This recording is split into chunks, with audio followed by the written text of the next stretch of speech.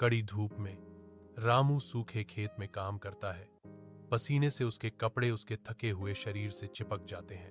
प्रत्येक गति धीमी है, चिंता से बोझिल, जैसे वह सूखी मिट्टी से जूझ रहा हो। दूर सीता एक पेड़ की छाया से देखती है।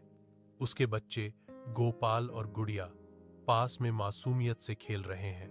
उसकी चिंता से भरी आंखें रामू की लगातार धूप में संघर्ष पर टिकी है। एक मौन प्रार्थना उसके होठों से निकलती है, दिव्य हस्तक्षेप के लिए एक विनती।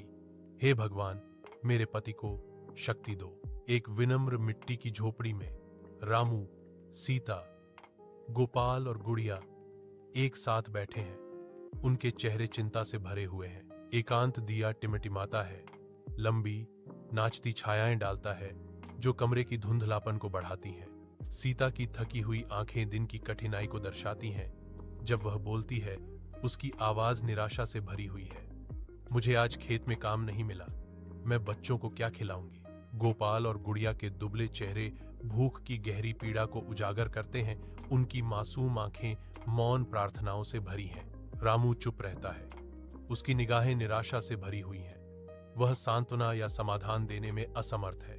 टिमटिमाती दिया उनकी धुंधली होती उम्मीदों को प्रतिबिंबित करती है, जो छोटे परिवार को अनिश्चितता की गहरी छाया में डालती है। शांत सुबह की रोशनी में सीता गांव के मंदिर में खड़ी है। उसके हाथ देवता के सामने श्रद्धा में जुड़े हुए हैं। आंसू उसकी आंखों में चमकते हैं, क्योंकि वह एक मौन प्रार्थना में अपना दिल उंडेलती है। वह ईमानदारी भरी उम्मीद से कांपते हुए विनती करती है, हे प्रभु, बस मेरे बच्चों का पेट भर दो, मुझे और कुछ नहीं चाहिए। मंदिर की घंटी बजती है, उसकी गूंजती हुई आवाज हवा में भर जाती है, मानो उसकी प्रार्थना की गूंज हो। सीता अपनी प्रार्थना समाप्त करती है। उसके दिल में आशा की एक झलक जलती है, क्योंकि वह घर लौटने के लिए मुड़ती है।